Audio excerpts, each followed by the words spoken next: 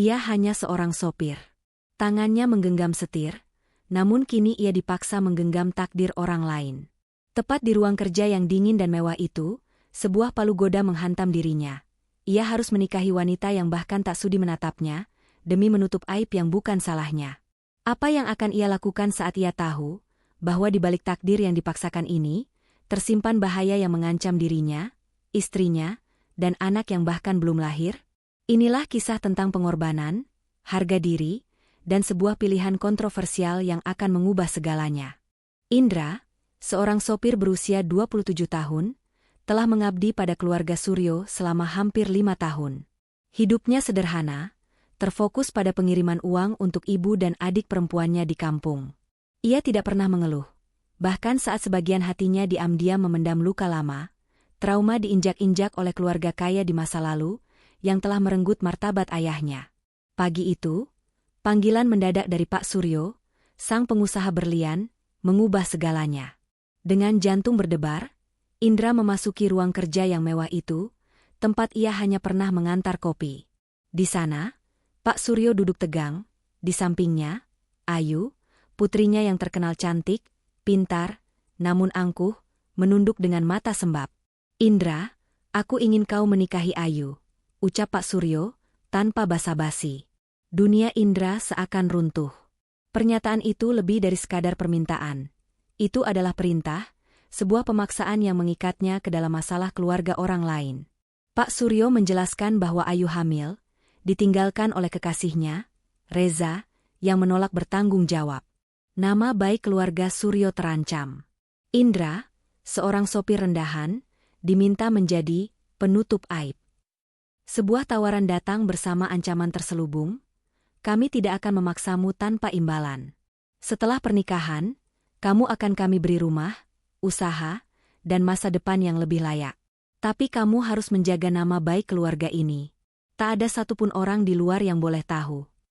Ayu tetap menunduk, air mata menetes, tak mengucapkan sepatah kata pun. Ia tampak hancur, mungkin sama terkejutnya dengan Indra. Indra merasakan dorongan untuk menolak. Namun kilasan kenangan pahit masa lalu tentang bagaimana keluarganya dihina dan diusir kembali berkelebat. Ini adalah kesempatan, sebuah jalan untuk membuktikan diri di hadapan dunia yang pernah merendahkannya, meskipun harus mengorbankan sebagian jiwanya. Perjanjian pernikahan ini, di mata Indra, adalah kontrak yang melampaui cinta atau restu. Ini adalah kesempatan penebusan atas masa lalu, sebuah misi terselubung untuk berdiri tegak, terlepas dari bagaimana ia diperlakukan. Dengan suara datar, ia menerima. "Baik, Pak, kalau ini yang harus saya lakukan, saya terima." Sejak saat itu, hidup Indra bukan lagi miliknya sendiri. Ia adalah suami kontrak, pelengkap cerita, namun di benaknya, ia adalah pejuang yang memilih jalan kontroversi untuk suatu tujuan yang lebih besar.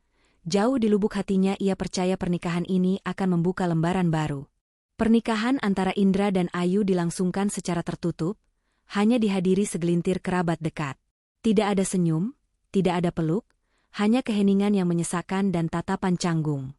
Ayu tak pernah sekalipun menatap Indra, apalagi bicara.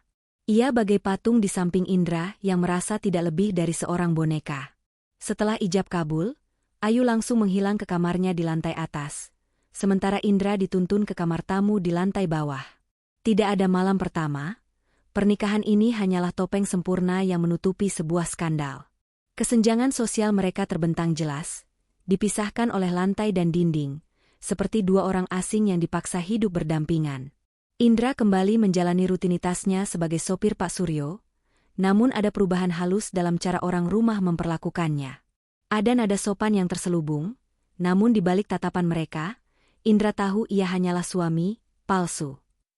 Ayu tetap dingin, menolak kontak mata, bahkan di meja makan. Kehamilannya semakin membesar, namun hatinya tertutup rapat. Indra, dengan sabar, tidak memaksakan diri. Ia tahu Ayu terluka, dan ia, dengan rahasia masa lalunya, memahami arti kehancuran. Suatu malam, Indra mendengar isak tangis Ayu dari balik pintu kamarnya. Sebuah tangisan pelan, namun penuh sesak. Ia ragu-ragu di ambang pintu, nyaris pergi, ketika suara Ayu terdengar lemah. "Kenapa kamu mau menikahiku, Indra?" Kamu bisa bilang tidak, tapi kamu malah mengikat dirimu dalam neraka ini. Kamu bodoh. Indra menelan ludah. Mungkin aku memang bodoh, Ayu. Tapi lebih bodoh lagi kalau aku diam saat tahu ada seseorang yang butuh perlindungan, tapi semua orang malah menjauh. Hening sejenak. Aku bukan korban, Indra. Aku yang salah karena percaya orang yang salah, balas Ayu. Iya, tapi anak dalam kandunganmu tidak bersalah, dan kamu tidak harus menanggung semuanya sendiri, tegas Indra. Tangis Ayu pecah lebih keras, namun pintunya tetap tak terbuka. Keesokan harinya, Ayu kembali bersikap dingin, seolah percakapan itu tak pernah terjadi. Namun, Indra tahu, sesuatu telah retak. Tembok di hati Ayu, yang selama ini menjulang tinggi, mulai menunjukkan celah. Ia harus menjadi lebih dari sekadar suami di atas kertas. Ia harus menjadi laki-laki yang bisa Ayu percaya, meskipun hatinya masih penuh luka, dan pernikahan mereka dimulai dengan kebohongan. Hujan deras mengguyur sejak siang hari. Indra baru saja memarkir mobil seusai menjemput Pak Suryo, ketika seorang tamu tak diundang muncul di teras rumah. Pria berjaket kulit hitam dengan wajah tertutup masker itu, memiliki sorot mata yang membuat Indra tidak nyaman. Gue mau ketemu Ayu. Bilangin, Reza datang, ucap pria itu dingin, memicu gelombang darah dalam diri Indra. Reza, nama yang selama ini hanya disebut dalam tangis Ayu, kini berdiri di depan rumah mereka, mengklaim haknya. Indra ingin sekali mengusir pria pengecut itu, namun Ayu sudah muncul di ambang pintu, wajahnya pucat pasi dan tubuhnya gemetar. Reza, ngapain kamu kesini? Suara Ayu serak. Reza tersenyum miring, senyum yang tak menunjukkan penyesalan, hanya kesombongan. Aku dengar kamu sudah nikah sama sopir. Haha, serius kamu? Ayu, kamu segila itu? Ejekan Reza menghantam Ayu, membuat tangannya mengepal dan air mata menggenang. Indra maju satu langkah, berdiri di hadapan Reza, menatapnya lurus. Kamu datang buat apa? Anak itu darah daging gue. Gue cuma mau pastiin Ayu tidak asal nikah dan menyeret anak gue ke kehidupan miskin, kata Reza, menuduh. Indra, dengan suara tegas, membalas tuduhan itu. Kamu datang bukan karena anak itu, tapi karena takut reputasimu rusak setelah berita ini mulai tersebar. Reza terdiam sesaat, lalu tertawa sinis. Biasa saja, bro, baru nikah sudah sok jadi pahlawan. Ayu, dengan suara gemetar namun tajam, akhirnya bersuara. Reza, aku sudah lepas dari kamu. Jangan datang lagi. Anak ini bukan milikmu. Kau sudah melepas semuanya saat kau bilang aku perempuan murahan. Wajah Reza memucat, tak menyangka Ayu akan seberani itu. Sekarang aku punya orang yang lebih berani dari kamu. Meskipun dia bukan siapa-siapa, dia berdiri buat aku dan anakku, lebih dari yang pernah kamu lakukan. Ayu menggenggam tangan Indra, sebuah pilihan yang kontroversial namun bermakna di hadapan Reza. Reza pergi tanpa pamit, matanya penuh kekalahan. Sejak hari itu, bayangan masa lalu Ayu mulai menghilang. Indra bukan hanya pelindung, ia mulai menjadi tempat Ayu bersandar. Pilihan ini, yang awalnya hanya kontrak, perlahan bergeser menjadi ikatan yang lebih dalam. Setelah kepergian Reza, suasana di rumah keluarga Suryo tidak lagi sama. Ayu mulai sedikit terbuka, tatapan dinginnya perlahan mencair. Ia kini menyapa Indra, bahkan sesekali mengajaknya bicara saat makan malam. Tembok di hatinya, yang dulu kukuh, mulai runtuh. Namun, kedamaian itu tak bertahan lama. 2 hari setelah insiden Reza, kabar miring tentang Ayu tersebar di media sosial. Akun anonim mengunggah foto-foto lama mereka berdua, disertai narasi fitnah bahwa Ayu mengandung anak di luar nikah dan terpaksa menikahi sopirnya. Komentar penuh hujatan dan ejekan membanjiri, nama keluarga Suryo dicemooh di lingkungan sosial elit, bahkan muncul dalam artikel gosip daring. Pak Suryo murka, Ayu menangis di kamarnya, menolak keluar seharian. Malamnya, Indra menemukannya duduk sendirian di balkon, matanya kosong memandang hujan. Aku malu, Indra, bisiknya. Dunia tahu sekarang. Semua orang tahu. Indra duduk di sampingnya, menggenggam tangannya perlahan. Biar orang bicara, mereka tidak tahu yang sebenarnya. Tapi aku capek, jawab Ayu, capek selalu disalahkan, selalu jadi bahan ejekan. Indra menatap wajahnya, lalu berdiri. Besok, aku yang akan urus semuanya. Keesokan harinya, Indra menemui Reza di sebuah kafe kecil. Ia tahu Reza lah dalang di balik semua ini. Indra datang bukan untuk berkelahi, melainkan untuk berdiri tegak sebagai pria yang telah diinjak martabatnya. Berhenti, Reza, kata Indra datar. Kamu sudah tinggalkan Ayu. Sudah biarkan anak itu tumbuh tanpa sosok ayah. Sekarang kamu masih tega hancurkan hidupnya demi egomu? Reza tertawa sinis. Kamu pikir kamu siapa? Mau sok-sokan jadi jagoan di depan cewek orang? Indra menatapnya tajam. Aku bukan siapa-siapa. Tapi sekarang aku suami Ayu dan ayah dari anak yang kamu tinggalkan. Jadi kalau kamu mau serang dia, kamu harus lewat aku dulu. Reza berdiri, tampak kesal, namun Indra tidak gentar. Kalau kamu sebarin fitnah lagi, aku laporkan ke polisi. Aku punya semua bukti, termasuk rekaman saat kamu mengaku lari dari tanggung jawab. Dan kalau kamu mau main kasar, silakan, tapi aku janji kamu tidak akan keluar dengan nama baik. Reza terdiam, akhirnya merasakan kekalahan. Malam harinya, Indra pulang dan menemukan Ayu menunggunya di ruang tamu. Ia bangkit mendekat, lalu untuk pertama kalinya memeluk Indra. Terima kasih, suamiku. Pelukan singkat itu, dan pengakuan, suamiku, lebih dari cukup. Indra kini tidak hanya diterima sebagai pelindung, tetapi sebagai bagian tak terpisahkan dari hidup Ayu, sebuah pilihan yang lahir dari kontroversi dan keteguhan hati. Sejak malam itu, sejak Ayu memeluk Indra dan memanggilnya, suamiku, suasana rumah berubah.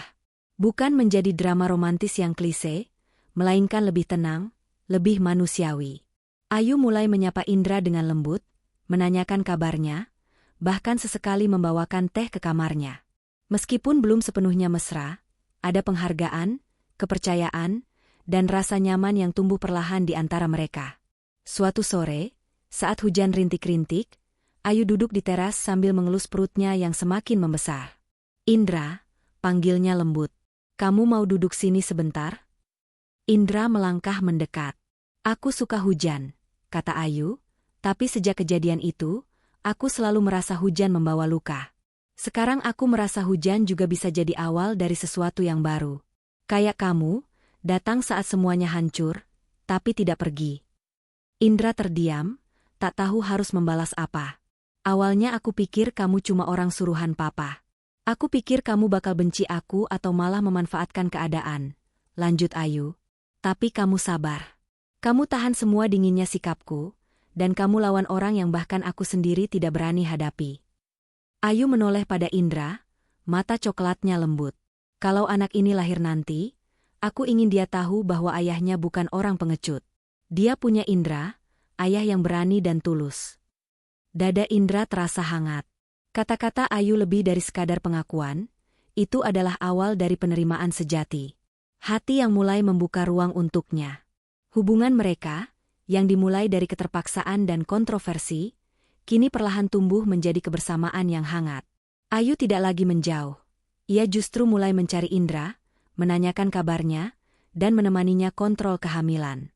Beberapa minggu kemudian, saat usia kehamilan memasuki bulan ke-9, Ayu mengalami kontraksi. Dalam kepanikan semua orang, Indra tetap tenang.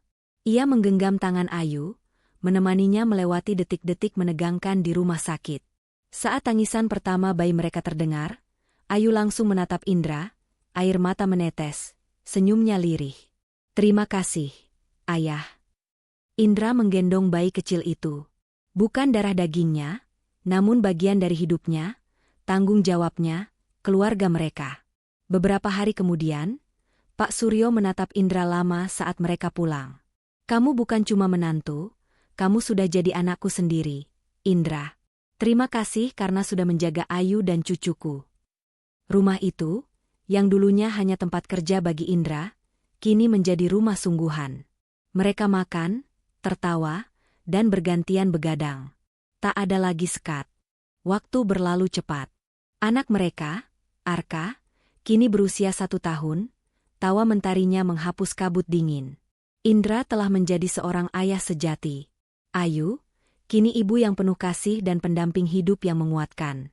Mereka dulu dipersatukan oleh paksaan, namun cinta tumbuh dari pengorbanan, dari saling mengenal dalam luka, dan saling merawat saat dunia menolak.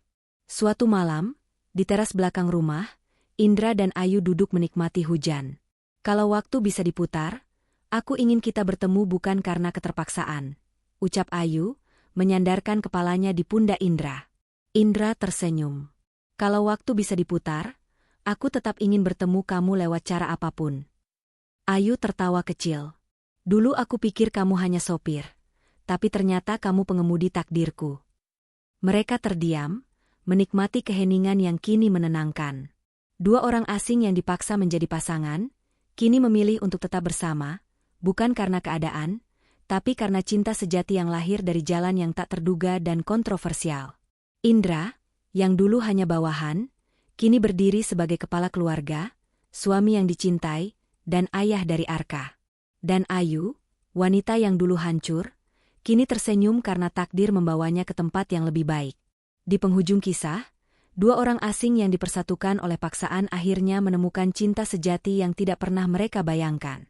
Pernikahan yang dimulai sebagai sebuah skandal, kini menjadi fondasi kokoh bagi sebuah keluarga yang utuh, membuktikan bahwa cinta tidak selalu datang dari kisah sempurna, melainkan dari pengorbanan dan penerimaan tulus dalam luka.